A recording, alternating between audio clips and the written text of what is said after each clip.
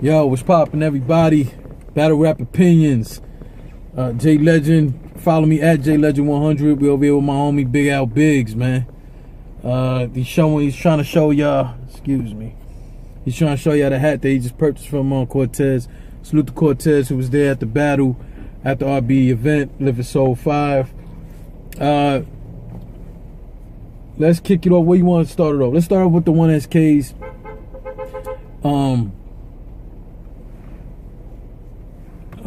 Anyway, it's hard for me to speak to y'all about the first matchup because when we actually got to enter the building, the first 1SK had began. Al thinks that we only missed like the first 2 or 3 bars. I think we missed more than that. So I'll start it off. Zay Smoove. Let me just say, Zay Smoove versus Eyse Kold.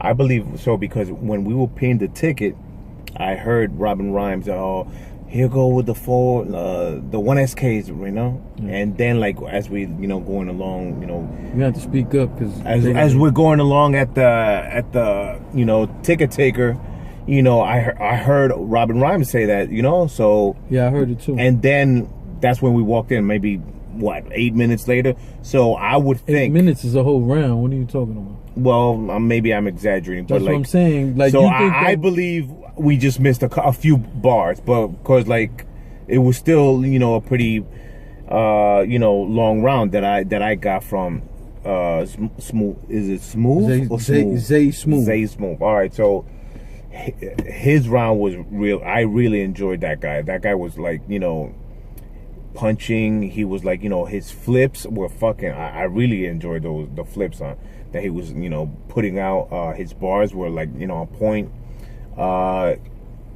He was getting a lot of reactions as well, so I enjoyed him, his performance better than Eyse Kold. Eyse Kold.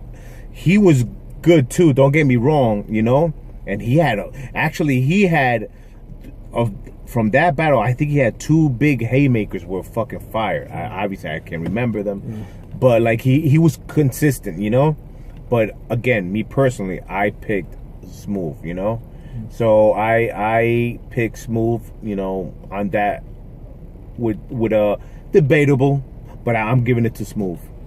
Yeah, well, I have to be honest. I personally don't think it's fair for me to give you a winner of this battle. And the reason why I say that is because I feel like I missed more bars. The other thing is that Al actually was going into the VIP and I was general. So he got up to his spot faster than I did, and I had to find... I never thought about that. Yeah, I had to find my spot. So not only did we miss the first few bars, but he was able to go into an empty VIP and get his spot where I got settled in right away. Yeah, I didn't. I had to make my way to towards the stage. So I did miss a few bars, so I don't feel it's fair for me to call a winner. What I will say is I was there from Zay Smoove's first battle in the trap. Salute to No Mercy. Salute to Zay Smoove. Salute. I have to say I see a big progression. I've watched some of his battles in the trap and in Gates of the Garden. Salute to Dre Dennis and Great Gates of the Garden, Nice from New Jersey. I saw them guys there to support Zay Smoove. I thought that was really dope of them. But overall, I enjoyed what I did see of Zay Smoove. I seen a big difference. I honestly, my question was whether was he going to be able to deal with this difference in setting, having a bigger crowd, a bigger stage, bigger lights. I think he did tremendous. Yeah, he looked comfortable. I have nothing but great things to say, but I can't call a winner because I missed a bunch of bars. That wouldn't be fair. I really did enjoy what I did see of his, and I thought his bars was impactful. I thought he had impactful lines. When it comes to Eyse Kold, I thought he had very good moments. Thought he had 1 or 2 here dead spots, but there was lines he said that I caught that the rest of the crowd didn't catch. So that's why I think it's unfair for me to sit here and call a winner. But I think they both did a hell of a job, and you have to do nothing but salute them. Lawrence, for giving them the opportunity on the 1SK. And here to me, it was another example of guys coming on 1SK and taking full advantage of the opportunity. Oh, facts. Like you could just tell they took full advantage. They, you know, they opened up the venue, you know, perfectly because everybody was coming in. Everybody was intrigued. Okay, let's see the 1SK, and they opened up, you know, for a great night of battle. Yeah. You know? And so the second 1SK was excuse me, let me get it right. It was Butta from the Block, who I'm aware of, versus KD. All right. So just to give y'all a few highlights from KD, he had a black light line that was fire. That Walls of Jericho line, that's what made people definitely go crazy. That Walls of Jericho line that he had. But my issue with KD, I felt some of his lines were drawn out. I felt some were predictable, and I thought they were too drawn out to the punch. That was my assessment of KD. What was your assessment of KD? My assessment, I actually enjoyed him. I thought he was being slept on. I actually he was doing a lot of flips, name flips. I caught almost all of them, and they were like, yo, that's clever, yo, that's fine. But he wasn't getting no reaction. I don't know why. I don't know why. Maybe like you said, maybe they were being drawn out, but I enjoyed it. Because he definitely had dope moments. Yeah, he definitely had dope moments. But he wasn't like he wasn't getting like booze or anything like that, but he was definitely not getting like the love that he should have, like, because there were some lines that were like actually fire. I thought, you know what I mean? That's fair to say, because there was lines, like I said, that I caught that I seen other people didn't catch. Okay, but it could have been in the delivery, or it could have been in how drawn out it was at times, and something about his voice was a little different than everybody. I don't know, did that affect you? Yeah, you know, his cadence isn't like, you know, powerful, in my opinion, isn't powerful enough to grab you, to, you know, engage the people, you know, because I was like, you know, what would he say, like, you know, trying to, you know, decipher, you know, but that's because his projection,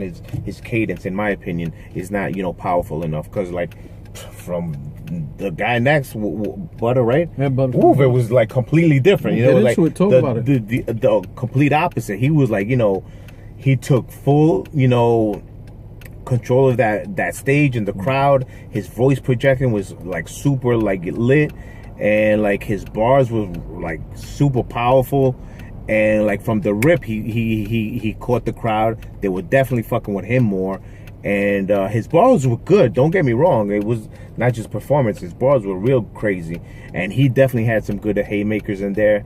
So bottom line, to me, I give it to Butta. But like the other guy was like hella good, you know. I just think maybe a different, you know, we just needed something else, you know. But Butta was definitely like, he took that round, he took that battle as well. Some of the lines that stood out for me from Butta was excuse me, that Celtic Big 3 line was crazy. That was fire. That KD sneaker line was crazy, made the crowd go crazy. About the tongue? Yes. That was fire. That was crazy. That Symbiote line that he had, that was crazy. And was Symbiote when he was saying like it was almost like a Venom line. Like when he was saying about the symbiote, comics. And then he was saying how it jumped on the gun, the grip of the gun, like that was crazy, that symbiote line. And it was crazy. He had a great reaction to it. And there was people who still were looking around trying to figure out what the fuck the bar meant. Yeah, I didn't get it. I'm not. No, but that's what made it fire, was that he still got a crazy reaction from it. Yeah, from people. And there was still people who weren't aware. So it was like he didn't get a reaction from the people who didn't know what the fuck he was talking about. But the people who did, it was like, yo, you know how crazy that is? Yo, but I'm about to say this right now, like, to the battlers, like, if we don't get it, you know, we're not stupid. Like, sometimes I don't understand the reference, you know? Sometimes I have to Google it. So what the fuck? I'm sorry, you know? I ask this guy all the time, well, who is that? What does that mean? You know what I mean? Dude, like, chill the fuck out, you know? Continue your battle. Don't focus on us, you know? Continue the battle. I agree with you saying about people not focusing. My only problem is I can see them being upset when people voice their opinion, but yet you didn't get the majority of what somebody said.